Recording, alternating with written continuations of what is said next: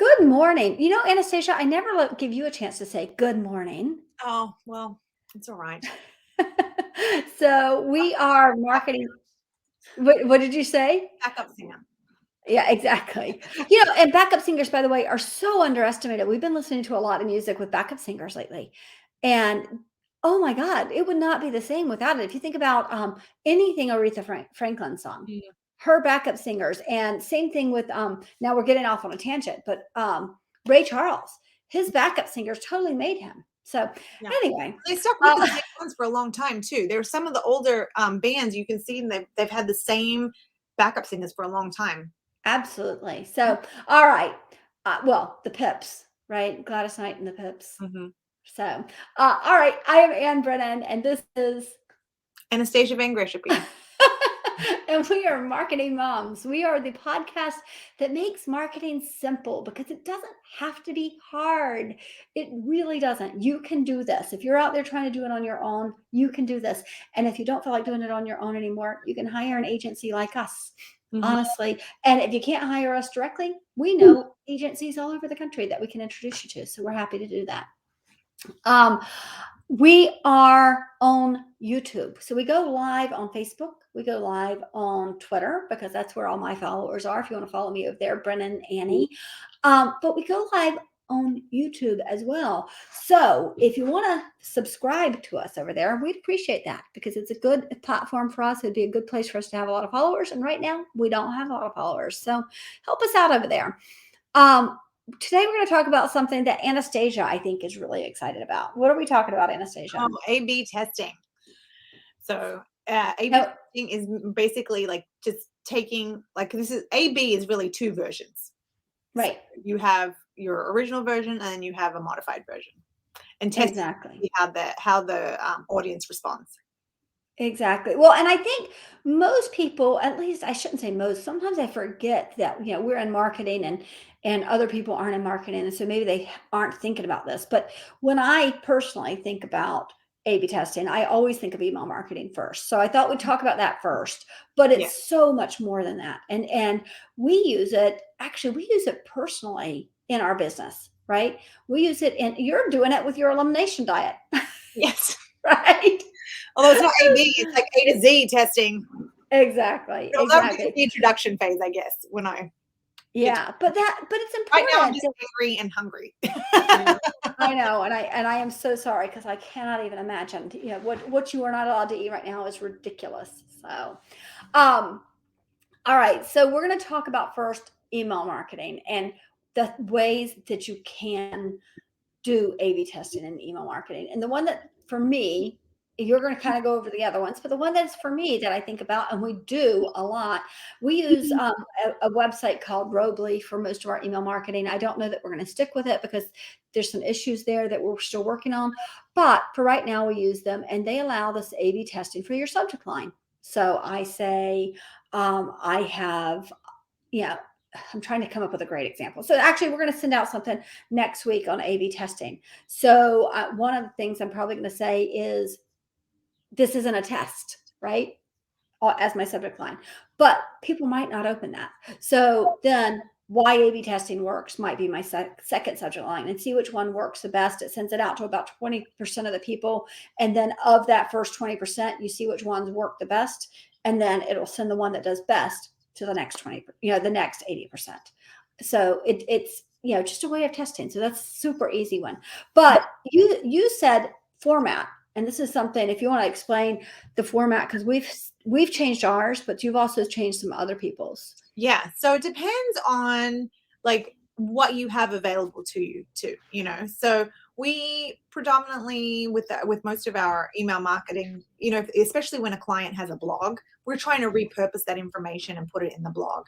So we are putting in snippets because the main purpose of the email marketing is to lead people back to the website, right? So we're trying to get people to click through and either make an appointment or purchase something depending on the client. So you can play around with the format a little bit. You can have a look and see where what you're asking, like what's the call to action. You can see, does learn more are people clicking through on that more, or are they clicking through on something that's very targeted towards that article? Like if it's a plumbing article, why is my toilet leaking? Like they might that's more likely. So there are these things that have been tested by others. So we have these foundations that the big companies have tested, and they're like, okay, so this is the font size, this is the image size, this is the font size for your heading, this is where you should put it. There are all these things. But just because some big company that has done research tells you that this is what you should do, it doesn't necessarily mean that your particular audience likes that. So running some A/B testing is just an easy way to are we hitting the spot? Are we making sure that that we are communicating with the clients in the way that they want to be communicated with? Right. Yeah. And that's, is it a snippet or is it a full article? Yeah, exactly. Well, and we changed ours, right? We don't do a full article. What we do is actually we do a letter. Mm-hmm. And I got that honestly from Ann Hadley.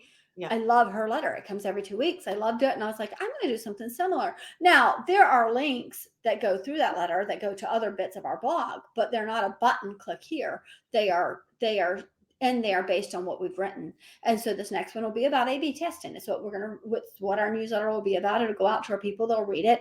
And then they may click through to past articles we've written on it, right? That might be the case, but they might not. But we also know that our open rate is much higher when we use this way. Yes. Right. Yeah. I think people do, you have to test to see if you're thinking about changing, think about testing that change first, so we tested it. We were like, okay, this is how our email used to look. We would have our blogs. We'd have 2 or 3 blogs and images, and everything clicks through to the website. And then we decided to do this just one letter. Does that work? So we test it. We see, does it impact open rate? Does it not? You need to check that. What you need to do is make sure that you're not changing everything. You're changing because then you don't know what worked. Yes. Right. Exactly. So one thing for us, it was, okay, we're going to write the subject line in the same way that we always do, which it is different every time because it's based upon the subject of the email. We do have one client, and every month their newsletter is the exact same name. It just has a different date in it, so that she wanted her audience to have that consistency of that specific thing. If she changes her mind, then we can do some testing and see what is better. Is it that? Right. Is it the varied a subject line like we do? It also comes down to preference, right? So we absolutely, at the end of the day, we work for a client. So even though we might be like, hey, can we test this? If they're like, no, then you can't. It's no. Yes, and I will tell you, that's a frustration as an agency owner to know that testing is important, to know that there's something that needs to be done, to know that something. I mean, because the truth is, you're much less likely to click on newsletter when you see newsletter. You're like, I don't have time for that. You pass it right by. But if it said, why is your husband going to get custody of your child? You'd be like, oh shit, I better read that. Yeah. Right. That kind of thing. It matters, man. It does. So you can also test other things that are in there. So one thing that we read, and actually this was the reason for us switching, is we read that you'll get lower open rates if you have photos in your email that you send out. And the reason was that it slows it down. And so we tested it. We've tested it both ways. And for us, taking the photos out made a big difference. For other clients, we took it out, didn't make a big difference. So it's your personal testing. It really does matter. We have a client that has pictures in every time, and their open rate is excellent. So yeah, isn't just because, like I was saying, the industry may be telling you something, but your audience is not the industry standard, right? Exactly. Very small, very narrow area that you're working with. That's what you need to focus on. If you're a multinational company that is, marketing products all over the world, then yeah, you kind of do, but you should still be testing at the end of the day. Absolutely. So. Absolutely. Yeah. All right. So websites, this is you got really excited about this. And Yeah. And so talk a little bit about the websites because I think, again, let me tell you the thing that I thought of as buttons, right? Is because people put buttons and then maybe they put it at the bottom of the page. Well, maybe that's not where it should be. Maybe it should be right in that um, banner up at the top. Or Mhm. maybe you should have one even before the banner up in your navigation. So test your button placement, right? Oh, I there's think that's there are important. a million things that you can test with websites. Yeah. I went to a session on this at Social Media Marketing World, and it was so interesting because, he was talking about like taking away distractions and whether or not you should have images and just all these different things. And it really got me thinking about our website in particular. We do build websites here. We don't do a ton every year, but it's something that has been growing in the last few months. And now we have somebody who's really good at being able to be dedicated to that. So that's changed kind of our focus in that area.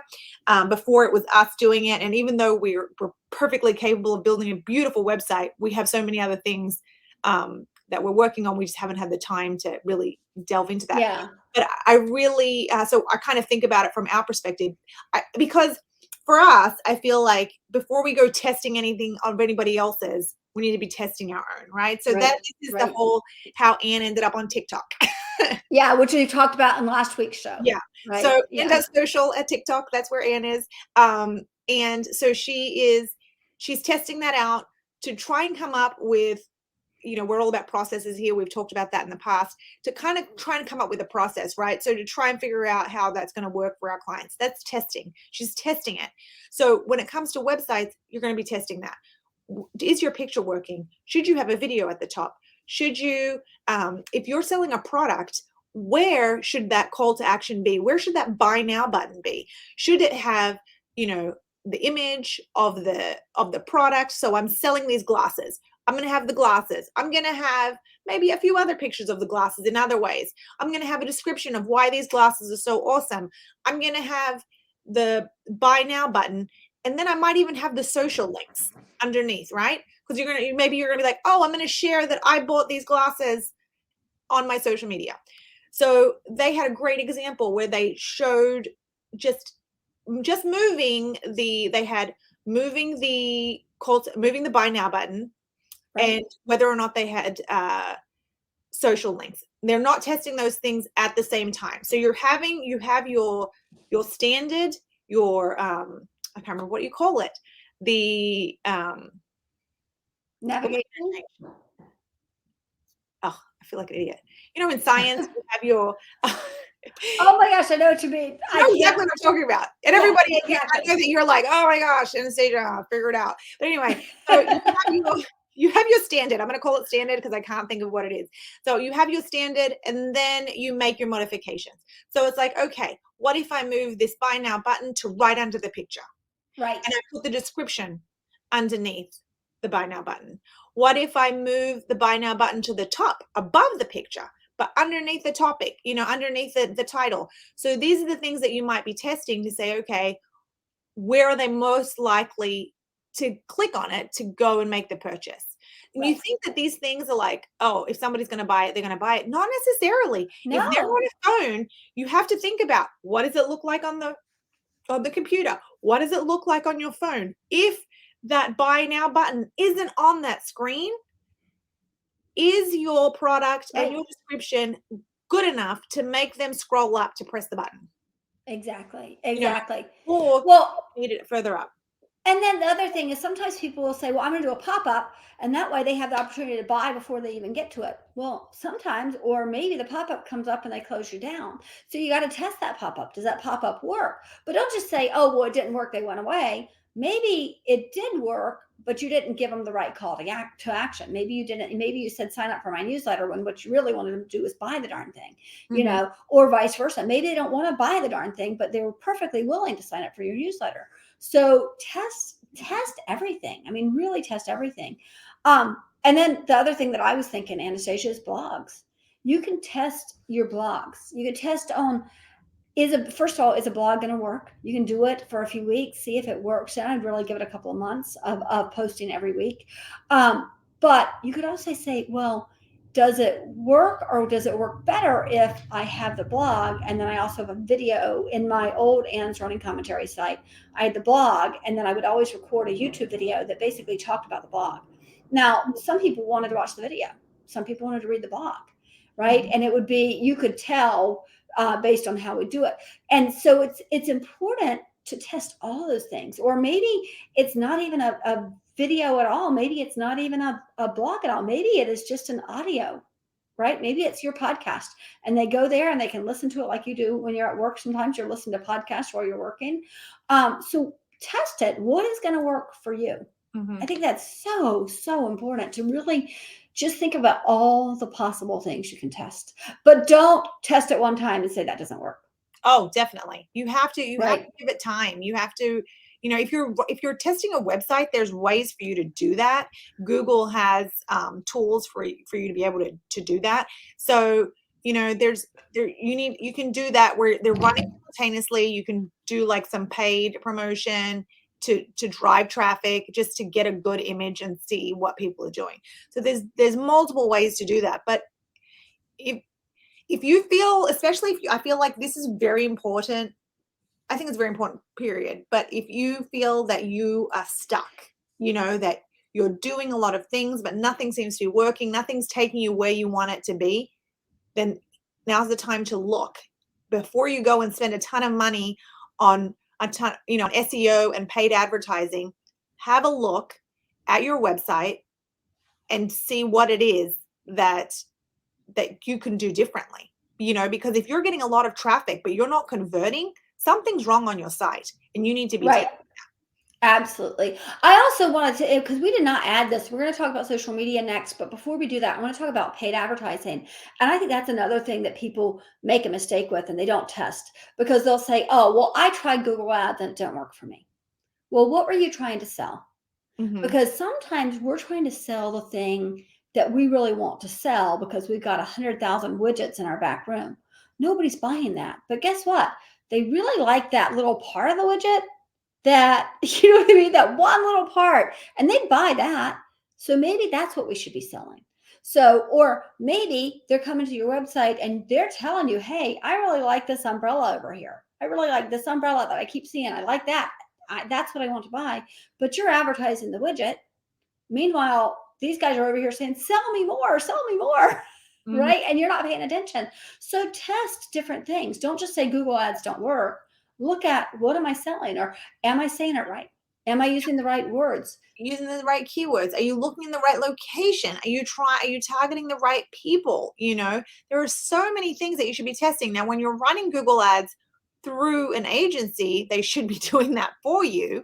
Right. They should know enough to be like, hey, we're going to do it. We're going to test this and see how it goes, and then we're going to test this and see how it goes before we get into a final. Exactly. But that being said, I do want to go back to, how many times have we talked to people who have said, oh, that didn't work.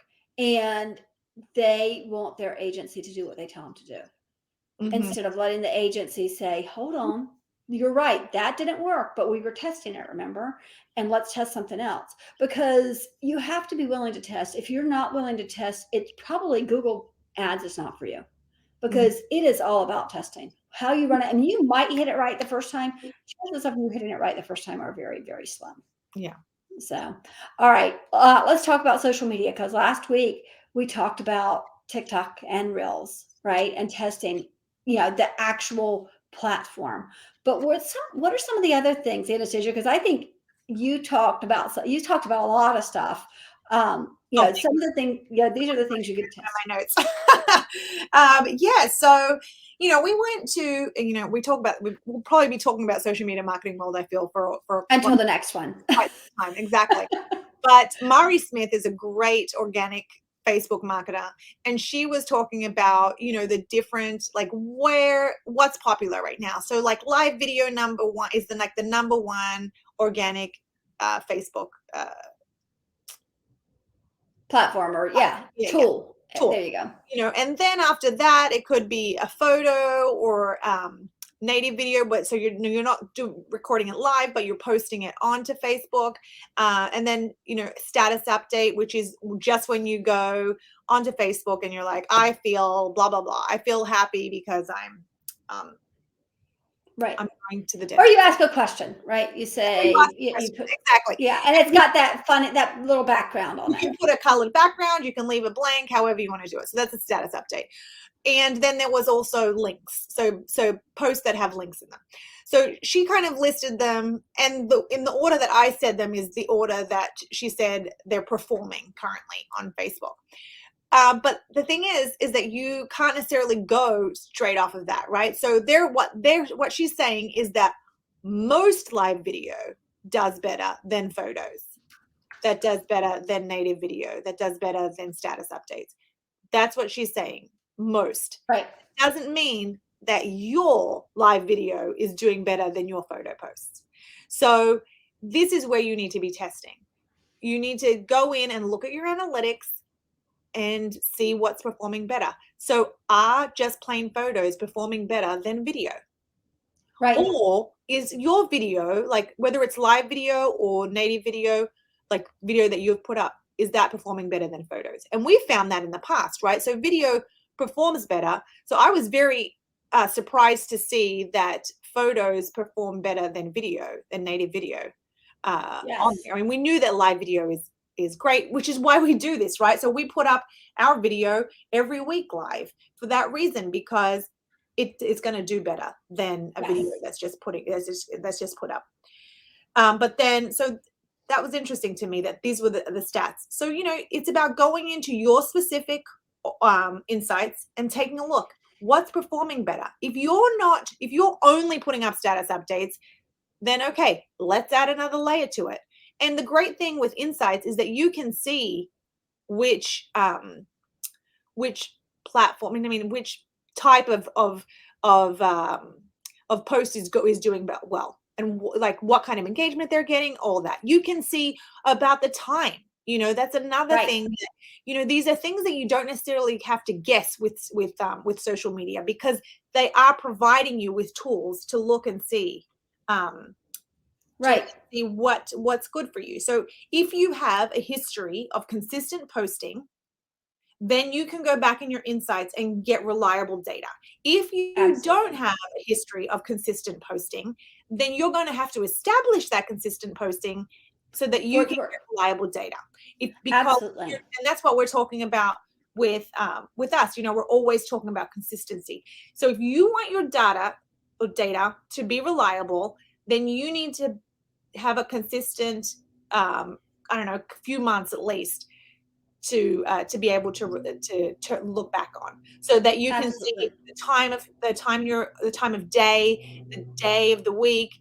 Because if you've got to be posting every day, but if you know that on Wednesday at 11 o'clock you get a lot of engagement, then put up your most important post on Wednesday at 11 o'clock.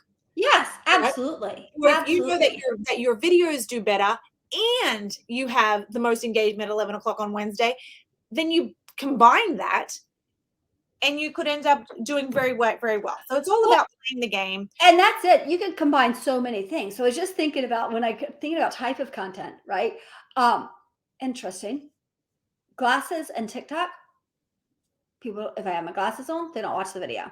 If I take my glasses off, I get same video, more, same content, more views. Interesting. Right?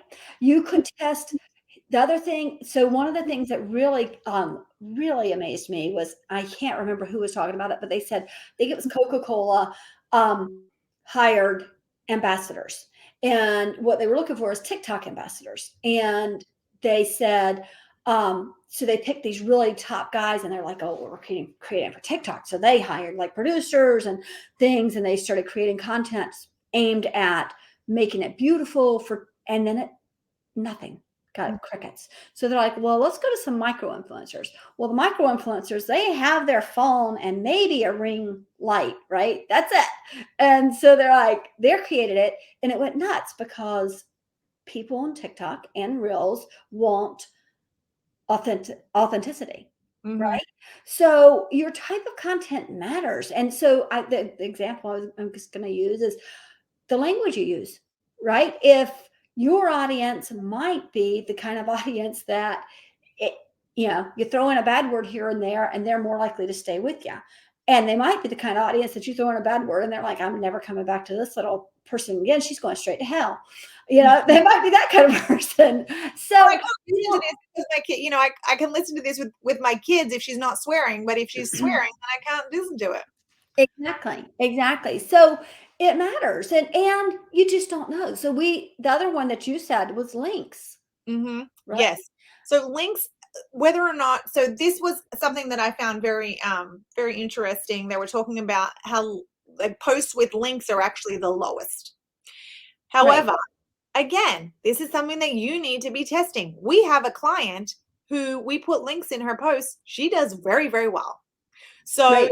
you need to be looking at your insights and test, maybe even just test that, is the link doing more harm than good? Yes, the person can find them, but look, if you're on social media, you have a profile and your profile has your website in it. So you don't necessarily need to have it in the link. Now you're going to put a link in, if we have a blog, we have a blog, we have these videos, we're putting them up and we're linking to them. So it is something that you should be looking at in your insights again to see what's working. If you don't have data where you can compare that, then create it. Create the content and say, okay, I'm going to be putting these up, but compare apples to apples. So if you're putting up Absolutely. a post on Tuesday at 10 a.m. with a link, maybe put it up next Tuesday, same post without a link, and just test it. See what did better, but do it at the same, make the variables one thing. Right. So Exactly. or no Exactly. photo or no photo, status update or a video. So it's either the type of post that you're putting up or whether or not it's linking to something else. We'll say, none of the platforms want you to link away from their platform. They just don't. They want to keep you there, No. you know. Exactly. Granted, I don't know why Exactly. Facebook has a problem with that, because if you click on a link and you're in Facebook, it's just going to bring up a window. And then when you close it, it takes you right back to Facebook. So I'm like, why are you complaining? Like, you're still, people Right. are still there. So just Yeah. stop your whining, Facebook. Oh, I know. I know. I was listening, by the way, to a podcast this morning. Tim Ferriss had Zuckerberg on, and Oh, he just is so cringeworthy. He just makes me crazy. He just does. I know. they're going to take away our direct chat line. Oh, But I will say, I actually agreed with him on something. He talked about stress as a business owner, and he talked about how he does surfing and some other kind of crazy sports. And the whole point of it is that when his head, when he gets up, when he gets in his head and he's just spinning his wheels, that if he goes and does these things, he can't think about the thing that's bothering him. And I'm like, oh, no. that's really good. That's I can't totally. imagine the stress level that he has. I mean, I I really, can't either, like, honestly. I know I give them a hard time, but I can't imagine having that stress.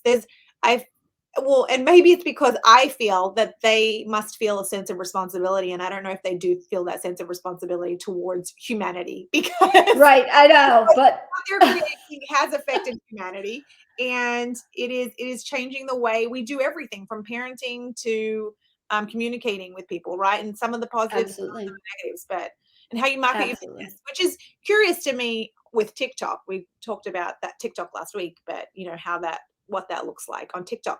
So I guess you know what? That's another testing thing, right? So test what kind if you're on TikTok, what kind of content is working for you on TikTok? Is it work like Anne's talking about the glasses, no glasses? Maybe you test out those glasses with those funky magnet things on them. By the way, yes, so I will have those soon. They're gonna be here. Oh, I am today is my day that I call the doctor and get my prescription sent over so I can get my glasses, because I'm super excited about those glasses. oh, So yes. we'll show those off when they come in. Anne was Uh, extremely excited when we met this lady oh in San my Diego who had these things that just clip right on the front and change the I've color. spent my whole life being jealous of people who can just wear different kinds of glasses, especially sunglasses. But for me, like I've always thought, oh, it'd be really fun to have a red pair of glasses, but I don't want to wear a red pair. See, I'm wearing orange. If I had a red pair of glasses, that would clash. I Yes. don't want that. But if I could change them out that quickly, that would be so cool. Mhm. So yeah, very excited. So on the blog this week, what just went up this morning is how to engage your employees with internal marketing. And that's important. I think a lot of people don't think about their employees and internal marketing, especially if it's a small business. But I want to say this right now, and you can go over and read about it, but I can't stand it. One of the questions we ask our new clients, we say, what are your core values? What do you stand for? We ask them a bunch of questions, and then we say, do your employees know? And most of the time, even if they have it nailed down, they're like, this is exactly what we stand for. This is exactly what we feel. This is exactly what we believe in. When I get to the do your employees know, they go, no. I'm like, okay, so when somebody calls, your biggest thing is customer service. That's what you care about more than anything else. But what you've really said to your employee is it's all about the bottom line. So that when a customer says, hey, I need to return this shoe, your shoe store, and they need to return this shoe, you say, customer's like, well, I'm not returning that shoe for you because it's all about the bottom line, Mhm. right? That there's a disconnect there. You don't want that disconnect. So that internal marketing is so, so important. That is on the blog this morning. So you should be able to go over to it. Please do go over and learn there. There's so much to learn on the blog. It's really a great resource for everybody. And I think it's important that your people know that, right? So we mentioned a company that we are not working with that we talk to, and they couldn't answer that question. But we didn't meet with the owner of the company. We met with their employees. Right. And these were higher level employees. So it was very interesting because I was like, they're like, here, they gave us all this stuff, right? And we're like, no. We need you to answer these questions for us because that's how we get your voice. That's how we can understand your company so that we can speak like you to, and these people we were actually going to be speaking to directly to their employees or their prospective employees. So when you look at your employees, look at the people that are higher level in your company. If you're big enough to where you're not running day to day and you're Right. not involved in every decision, look at, or even if you're small, look at your core values, look at your employees. Do they know? And if they don't, then make sure that you're marketing to them, right? So you're Right. marketing to know, for them to know who you are, because Absolutely. that consistency, we always come back to that consistency has to be running through the whole thread of your business. You as the boss need to know that your employees know exactly how you feel about the business and how and what message that you're trying to get along to your customers. And then so you want your employees to know and your customers to know.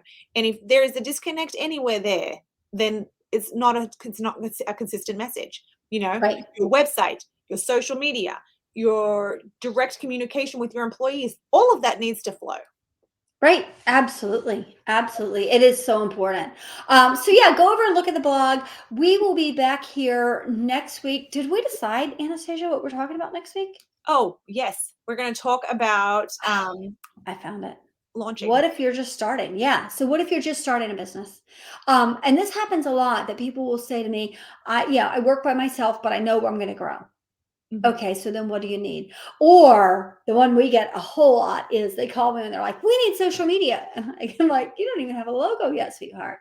Yeah. So You don't have a logo, you don't have a website. Like there are some standards you need to have. exactly. Basic. So yeah, so we're going to talk about that a little bit about what you need. I do want to say we are still looking for sponsors for Burgers and Bands. If you want to see what we're up to at Burgers and Bands, it's burgersandbands.org. The event is May 15th. We're looking for sponsors, and we hope you will be one of them because we need your support in order to keep this running. It's really, really important to our community, but I think at large, I think people all over the country see our posts and know what we're doing, and we've got a very positive message that is making a difference in people's lives. So we'd love your support. If you don't mind going over and burgersandbands.org, you can make a donation, or you can sponsor, or you can just share it and tell people Buy about your it. tickets and come out on May 15th.